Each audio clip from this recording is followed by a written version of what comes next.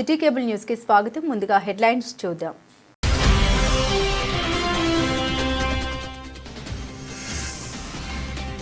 స్వగ్రామానికి చేరుకున్న మావోయిస్ట్ అగ్రనేత మృతదేహం. విప్లవ జోహార్లు అర్పిస్తూ ప్రజా సంఘాల కన్నీటి వీడ్కోలు.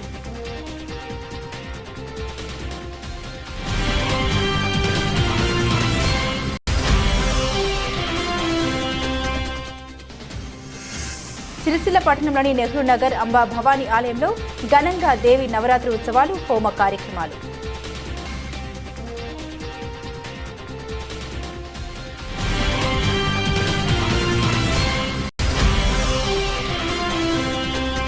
ప్రధాన న్యాయమూర్తిపై వాట్సాప్లో అనుచిత వ్యాఖ్యలు చేసిన సిద్దిపేట న్యాయవాదులపై చట్టపరమైన చర్యలు తీసుకోవాలని డిమాండ్ చేసిన సిరిసిల్ల బార్ అసోసియేషన్ న్యాయవాదులు.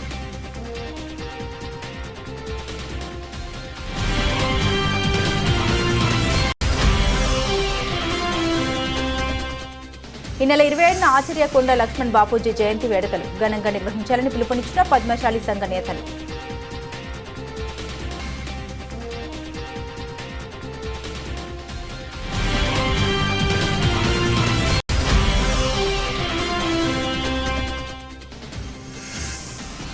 కూష్మాండ అవతారంలో భక్తులకు దర్శనమిచ్చిన అమ్మవారు.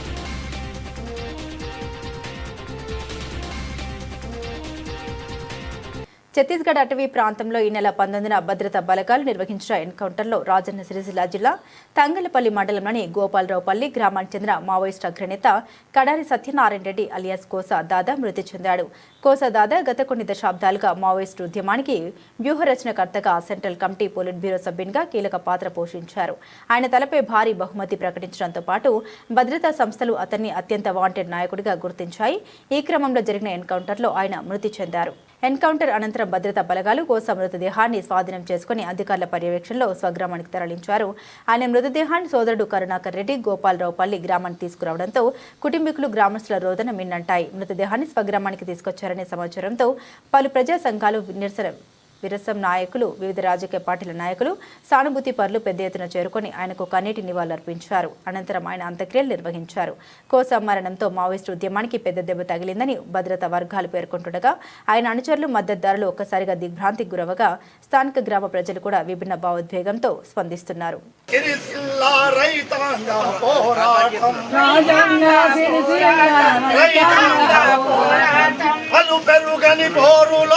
అమరులైన వీరులకు జోహారులు, జోహారులు, అమరులకి జోహార్, వీరులకు జోహార్, అమరులకి జోహార్, వీరులకు జోహార్.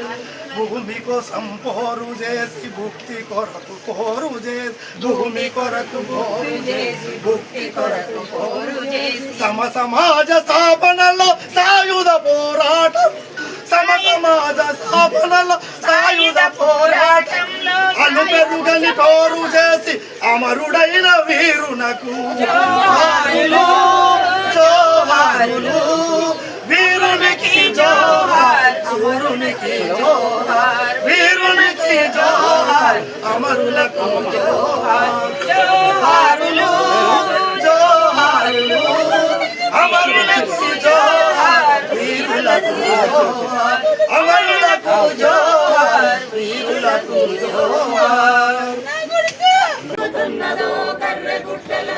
ఎందుకు చంపుతున్నాడో హక్కులడిగేటోళ్ళో, ఏం జరుగుతున్నదో కర్రెగుట్టలల్లా, ఎందుకు చంపుతున్నాడో హక్కులడిగేటోళ్ళో. అధునాతన ఆయుధాలు అడవిలో నదించండు, అమ్మలాంటి అడవిని యాగం పట్టిస్తుండు. అధునాతన ఆయుధాలు అడవిలో నదించండు, అమ్మలాంటి అడవిని యాగం పట్టిస్తుండు.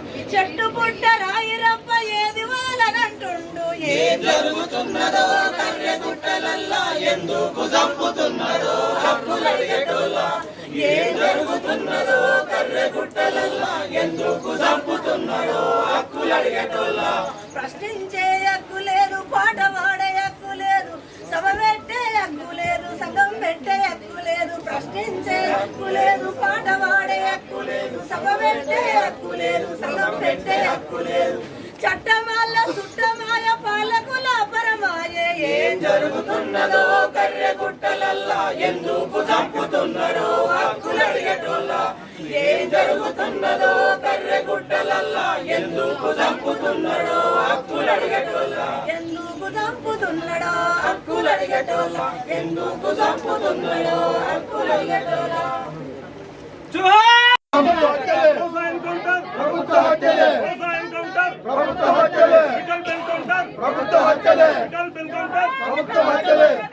కడారి సత్యనని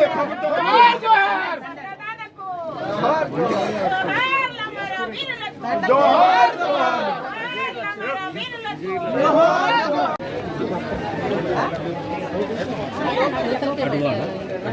అటువైపు మహానది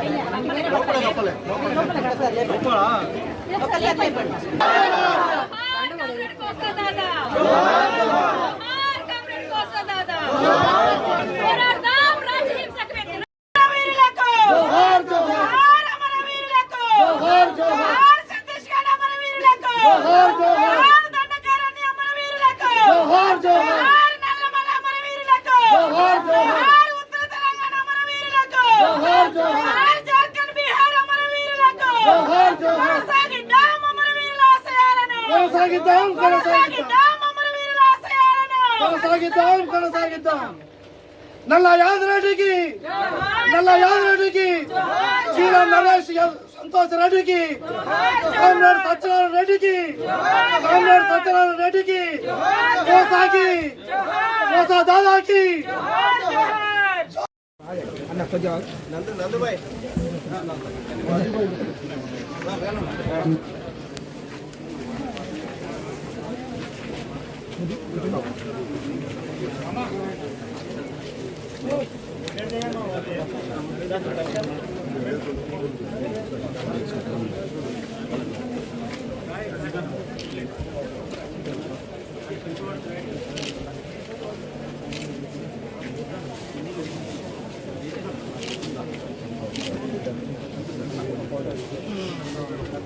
అది ఉంది అది జరగదు వేరేనా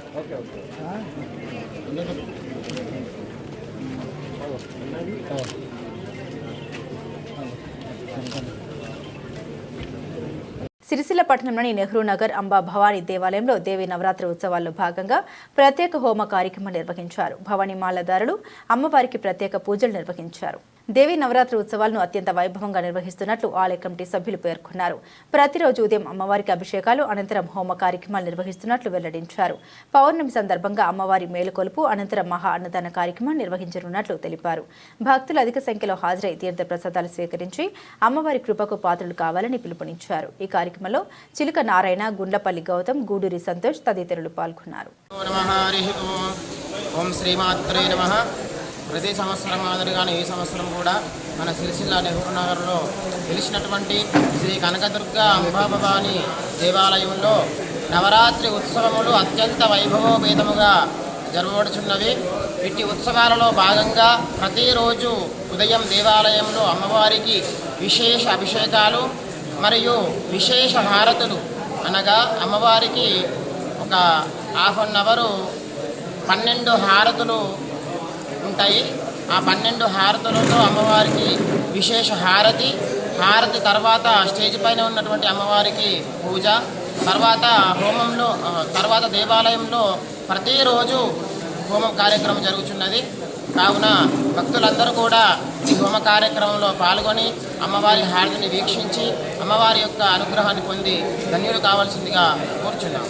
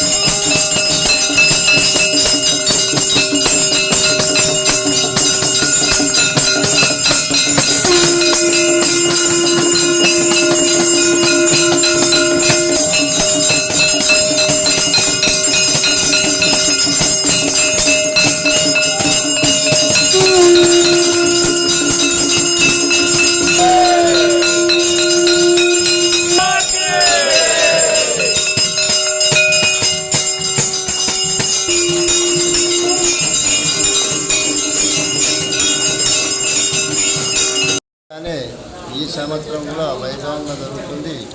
2006లో ప్రతిష్ఠ చేసినాం కనుక 2006 నుంచి రోజుకింత భక్తులు అధిక సంఖ్యలో పాల్గొంటున్నారు. సాముల వారు కూడా మాలేసిన సాములు కూడా అధిక సంఖ్యలో వస్తున్నారు. కాబట్టి గుడి రాను మంచి తరగతి అందరికీ కూడా అమ్మవారి దయ జీవిస్తుంది కనుక అందరికీ మేలు జరుగుతుంది భక్తులకు. అందుకే నేను కోరుతున్నానంటే ప్రతి సంవత్సరం మాదిరిగానే ఈ సంవత్సరం కూడా అందరూ పాల్గొని చేసినందుకు కృతజ్ఞతలు చెప్తున్నాను. సంవత్సరం మాదిరిగానే ఈ సంవత్సరం కూడా శ్రీ నెహ్రూ నగర్ కనకదుర్గ అంబభవాని ఆలయంలో అమ్మవారి నవరాత్రులు అత్యంత వైభవపేతంగా జరుగుతున్నవి. కావున భక్తులు కూడా అధిక సంఖ్యలో మాలలు వేసుకున్నారు. అమ్మవారిని ప్రతిరోజు ఉదయం సాయంత్రం సిరిసిల్లలో రాజన్న సిరిసిల్ల స్వాములందరూ కూడా భవాని మాల వేసుకొని అమ్మవారిని దర్శించుకుంటున్నారు. ప్రతిరోజు అమ్మవారి ఆలయంలో హోమ కార్యక్రమం కూడా జరుగుతున్నది. మరియు అమ్మవారి నవరాత్రులు పురస్కరించుకున్న తర్వాత అమ్మవారి ఆలయంలో పున్నం నాడు అమ్మవారు మేలుకొలుపుకుంటుంది. తదనంతరం అన్నదాన కార్యక్రమం కూడా మహా అన్నదాన కార్యక్రమం కూడా కలదు. కావున భక్తులు ప్రతి ఒక్కరూ ఇట్టి కార్యక్రమానికి విచ్చేసి విజయవంతం చేయాలని కోరుతా ఉన్నాము.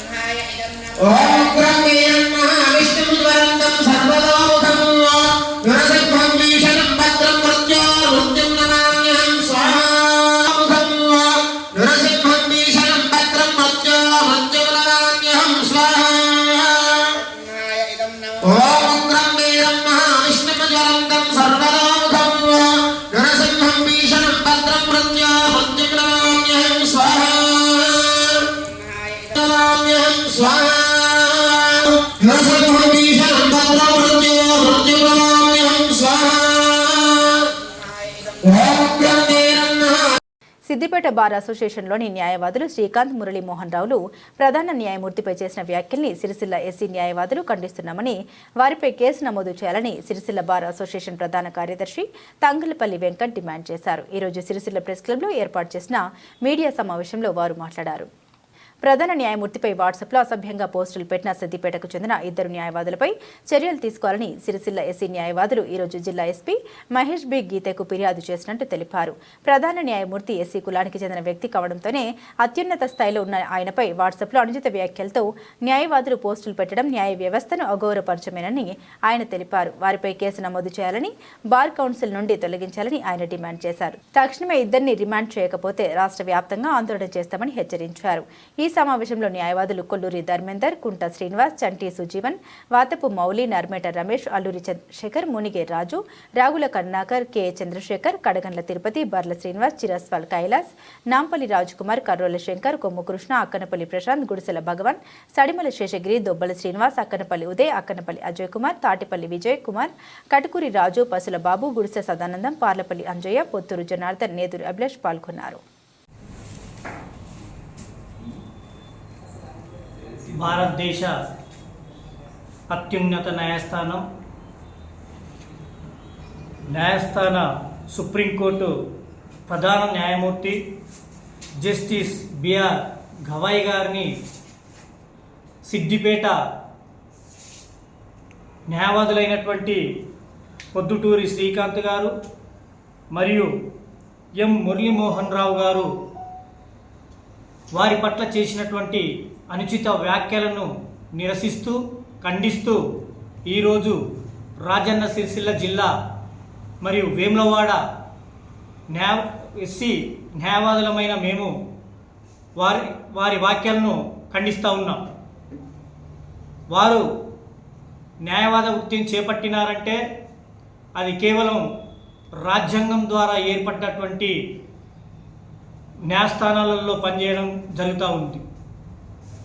వారు న్యాయస్థానం గురించి తెలిసి, న్యాయం గురించి తెలిసి అత్యున్నతమైనటువంటి వృత్తిలో కొనసాగుతూ అలాంటి వాక్యాలు చేయడం అనేటువంటిది చాలా దారుణం అని చెప్పి తెలియజేస్తూ ఉన్నాం. వాట్సాప్ గ్రూప్లో ఒక అడ్వకేట్స్ ఫ్రెండ్స్ అనేటువంటి గ్రూప్లో వారు పొద్దుటూరి శ్రీకాంత్ గారు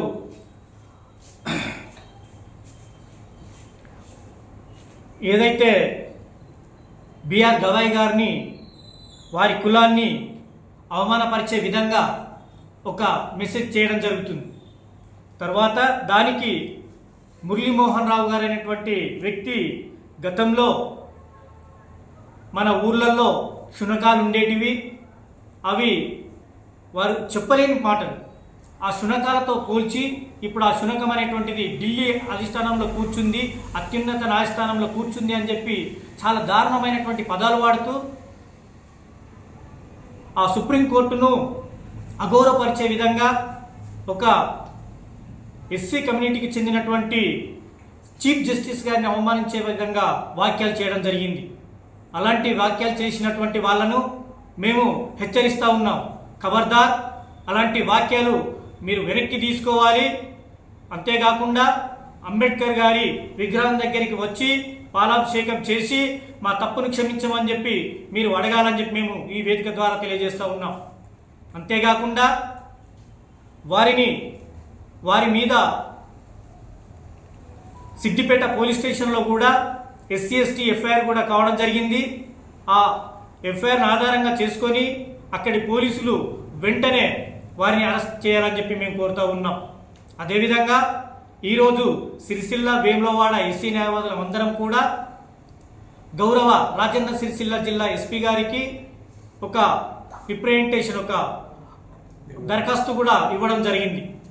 వారి మీద ఇక్కడ రాజన్న సిరిసిల్ల జిల్లాలో కూడా ఎస్సీ ఎస్టీ కేసు నమోదు చేసి పూర్తి విచారణ చేసి ఇక్కడ కూడా వారి మీద కేసు నమోదు చేసి సరైన చర్యలు తీసుకోవాలని చెప్పి తెలియజేస్తూ ఉన్నాం. అదేవిధంగా రాష్ట్ర స్టేట్ బార్ కౌన్సిల్ మెంబర్ నుంచి స్టేట్ బార్ వాళ్ళు కూడా వాళ్ళిద్దరిని కూడా వాళ్ళ మెంబర్షిప్ను రద్దు చేస్తూ జీవితాంతం కూడా ప్రాక్టీస్ చేయకుండా న్యాయవాద వృత్తిని చేపట్టకుండా వాళ్ళను సస్పెండ్ చేయాలని చెప్పి మేము ఎస్సీ న్యాయవాదులమైన మేము డిమాండ్ చేస్తూ ఉన్నాం.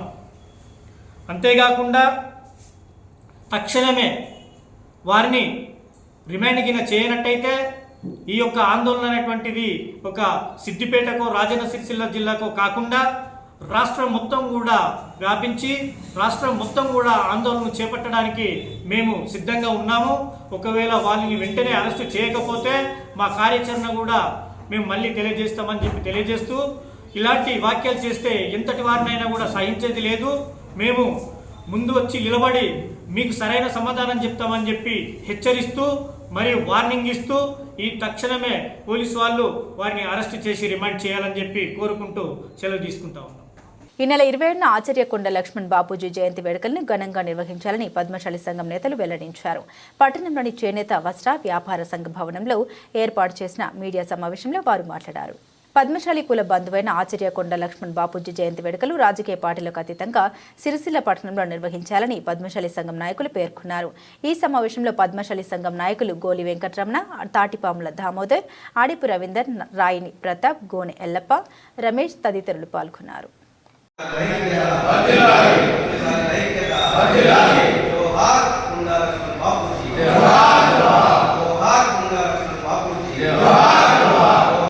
జై పద్మశాలి.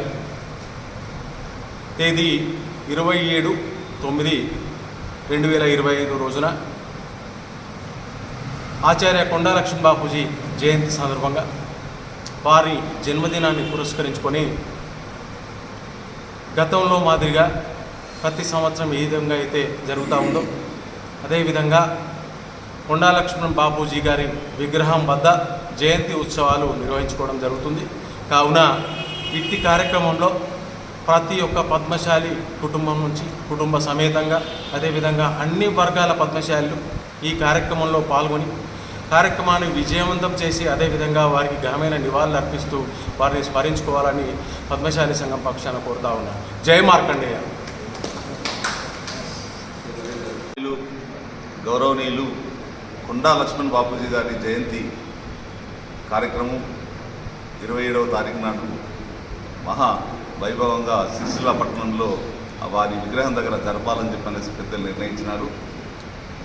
కాబట్టి సిరిసిల్లలో ఉన్నటువంటి పద్మశాలి కుల బాంధవులు, వారి అభిమానులు పద్మశాలి కులానికి సంబంధించి కాకుండా ఇతర బీసీ వర్గాల వారందరూ కూడా ఈ జయంతి కార్యక్రమంలో పాల్గొని జయంతి కార్యక్రమాన్ని విజయవంతం చేయాలని కోరుతున్నాం.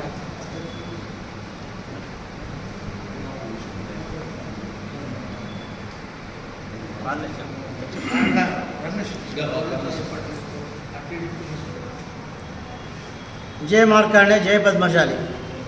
ఏదైతే ఈరోజు చేనేత వస్త్ర వ్యాపారంలో పద్మశాలి కుల బాంధవుల సమక్షంలో ఏదైతే కొండ లక్ష్మణ్ బాపూజీది 27 తారీఖు నాడు జయంతి సందర్భంగా అందరూ కలవడం జరిగింది. ఆ రోజు జయంతి ఉత్సవానికి ప్రతి ఒక్క పద్మశాలి బిడ్డలు కులానికి అతీతంగా, పార్టీలకు అతీతంగా పెద్ద సంఖ్యలో వచ్చి ఇట్టి కార్యక్రమాన్ని విజయవంతం చేయాలని మనస్ఫూర్తిగా కోరుకుంటున్నా. జై పద్మశాలి, జై మార్కండే. పద్మశాలి ఏదైతే ఈరోజు చేనేత వస్త్ర వ్యాపారంలో పద్మశాలి కుల బాంధవుల సమక్షంలో ఏదైతే కొండ లక్ష్మణ్ బాపూజీది 27 తారీఖు నాడు జయంతి సందర్భంగా అందరూ కలవడం జరిగింది.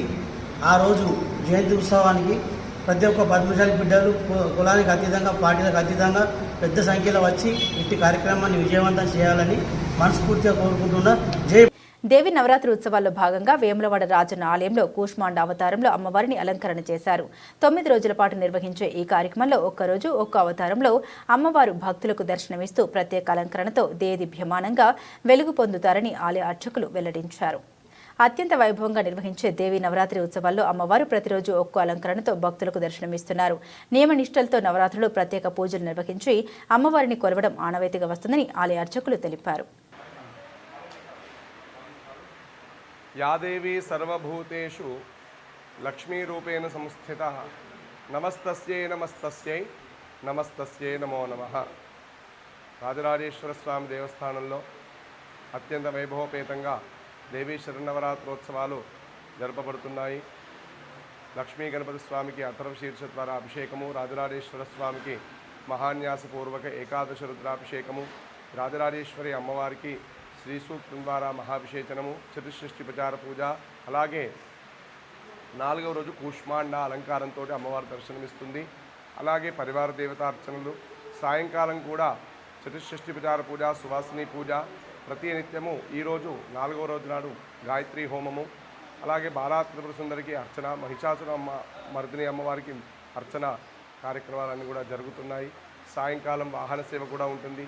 భక్తులందరూ కూడా విచ్చేసి అమ్మవారి యొక్క కృపకు పాత్రలు కావాల్సిందిగా కోరుచున్నాను.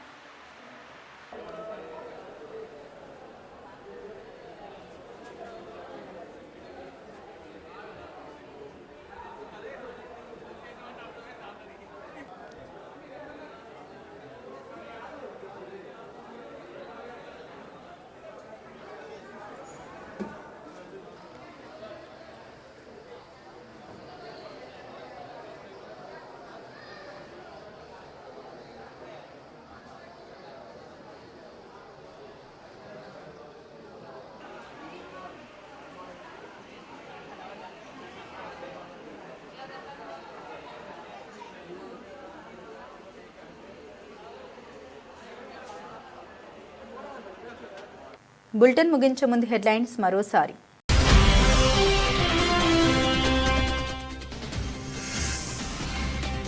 స్వగ్రామానికి చేరుకున్న మావోయిస్ట్ అగ్రనేత మృతదేహం, విప్లవ జోహార్లు అర్పిస్తూ ప్రజా సంఘాల కన్నీటి వీడ్కోలు.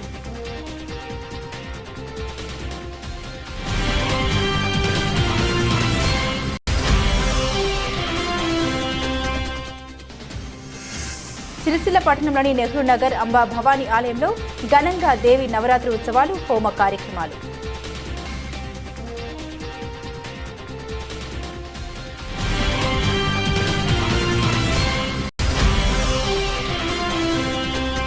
ప్రధాన న్యాయమూర్తిపై వాట్సాప్లో అనుచిత వ్యాఖ్యలు చేసిన సిద్దిపేట న్యాయవాదులపై చట్టపరమైన చర్యలు తీసుకోవాలని డిమాండ్ చేసిన సిరిసిల్ల బార్ అసోసియేషన్ న్యాయవాదులు.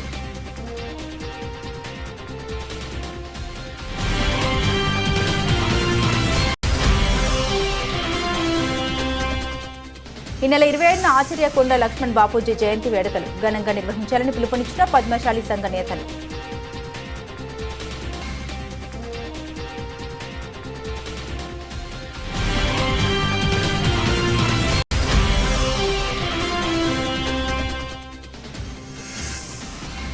కూష్మాండ అవతారంలో భక్తులకు దర్శనమిచ్చిన అమ్మవారు.